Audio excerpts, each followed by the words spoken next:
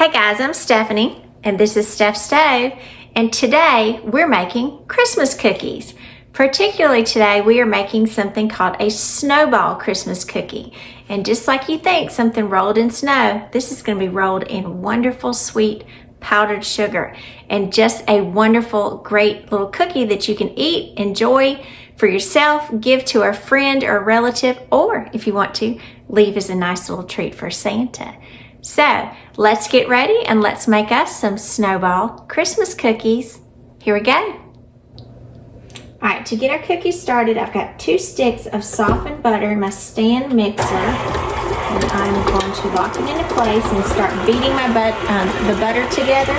It is already softened, but I want to be sure that it's well incorporated together, that both sticks are kind of merged together, and that it's softened just a little bit more to get me some air in here.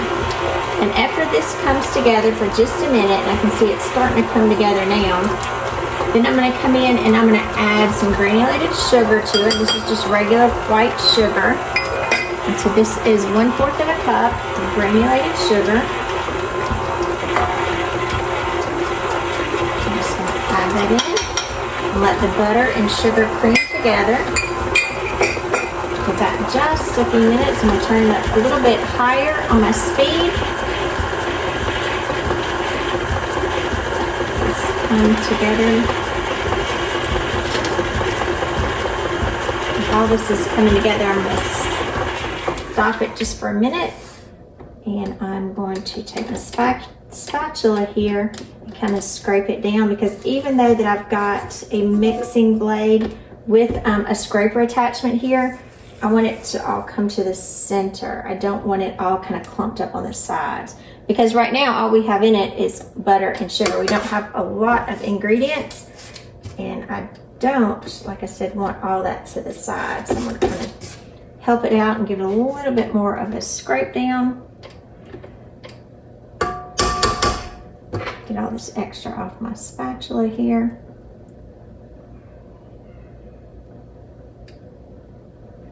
Then I'm going to drop it down and mix it just a little bit longer.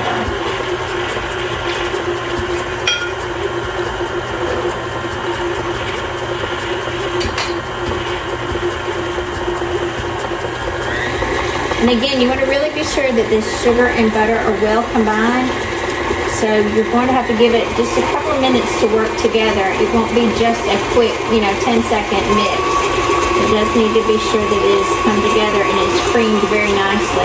And what I'm doing is I'm increasing the speed just a little by little, along to be sure that it's kind of getting more air and coming together a little bit better. Alright, that looks nice. And now at this point I'm going to bring my speed down just a little bit, and I'm going to add into it 1½ teaspoon of vanilla extract. That'll kind of help everything come together.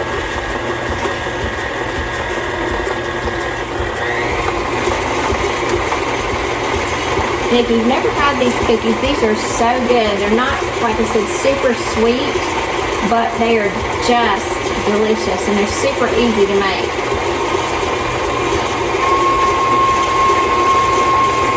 The only thing I would warn you about, if you had someone that had a nut allergy, obviously it wouldn't be for them, and I do like to preface that because there are so many that do have nut allergies, and a lot of times during the holidays we do tend to bake and cook with a lot of nuts, so it is always really good to kind of preface that whenever you're giving things. Now at this point I'm going to add my pour spout here. I'm going to turn the speed down to very low, and I'm going to add in, this is 2 cups of all-purpose flour. I'm going to add this in kind of slowly. Have it incorporate a little bit at a time here.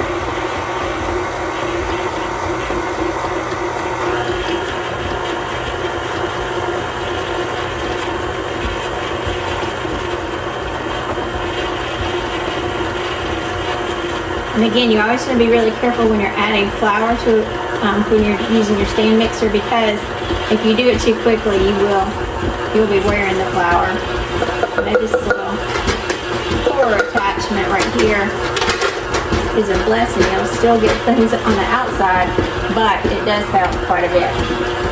And it is a very crumbly batter, so you can see right now that, or you can hear my stand mixer is working really hard, kind of bringing this together. Now after here, I also have 1/4 of a teaspoon of salt, and I'm going to kind of sprinkle in for that to work together. As my dough comes together, you can hear it is doing its thing. All right, I'm going to turn it off for just a minute. Take this attachment off.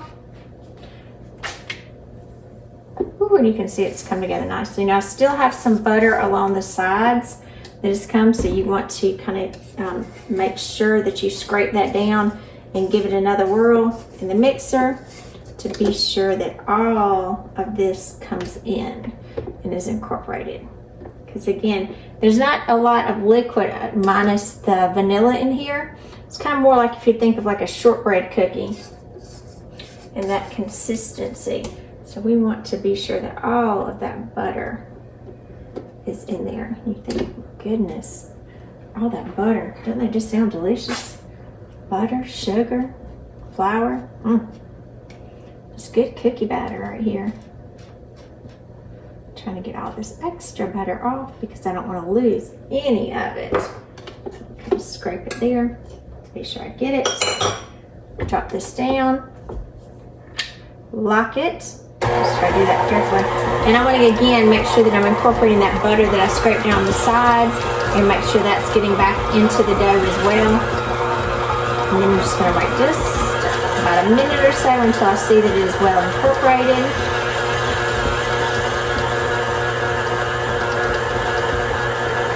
Looks like we're doing well now. And at this point, we're going to come in and we're going to add 1/2 cup of chopped nuts. Now these were chopped when I purchased them, but I went in and added them to my nut chopper and chopped them a little bit finer. You can get them extra fine if you want, but this is about the size that I like them. We're going to add that to our mixture. Make sure that it blends together.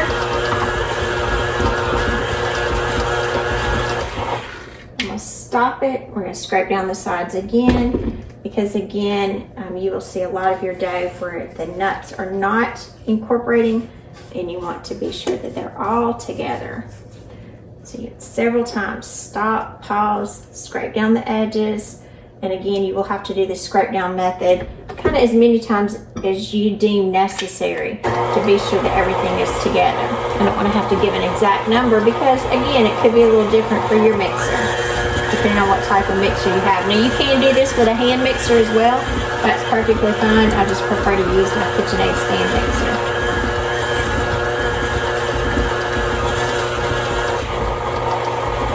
All right, looks like we're all together at this point. So you can see no more of the mixture was on my blade attachment here. Not a whole lot, at least. There is always some.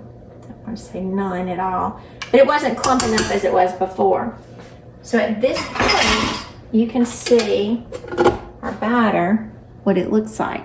And now we're going to take this. I've got my oven preheated to 325, and we're going to start and roll these out on our sheet pan that I've got covered with a silicone mat. So here we go.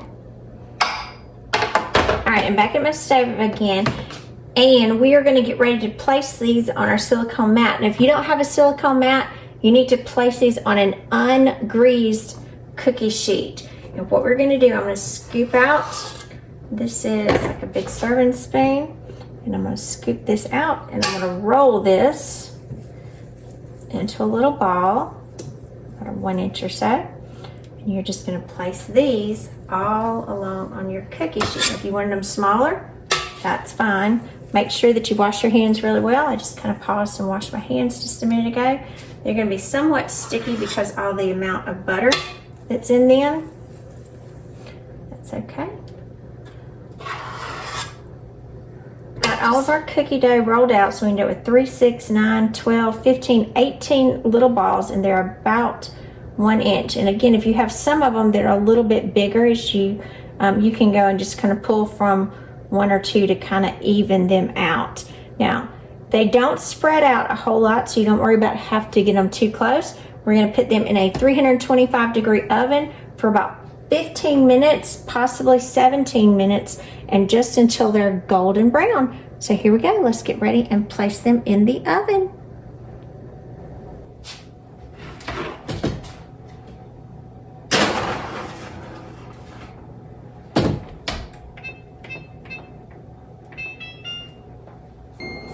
All right, it's been 15 minutes, so let's check.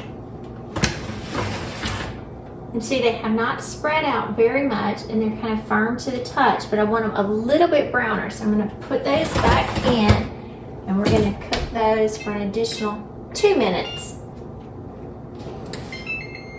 All right, it's been 2 additional minutes. So we still have just a light golden color to our cookies. You can see they're very delicate. So we're going to place these here on our cooling rack, and they're going to need to stay on the cooling rack up here for at least 5 minutes before we get ready to put them in our powdered sugar. So leave them on the rack, don't take them off, 5 minutes. All right, our cookies have been cooling for about 5 minutes, and you can see they're very cool to the touch, and you can see how lightly colored they are. And even the bottom of them is just a light golden brown. So at this point, I've got a container right here that is full of about 1.5 cups of powdered sugar. And I'm going to place the cookies in here. And I'm just going to lightly shake them to cover them in the powdered sugar. Now, if you want to put the lid on it, this is a method that's a lot easier for me. Get several of them in there. And you just shake them around until that they are completely covered with your powdered sugar. That is what you're wanting. And see, you have a pretty little snowball cookie. We're going to place these on our plate for them to continue cooling. And I'm going to go through and I'm going to dunk the rest of these in powdered sugar, and then we'll come back and check them out.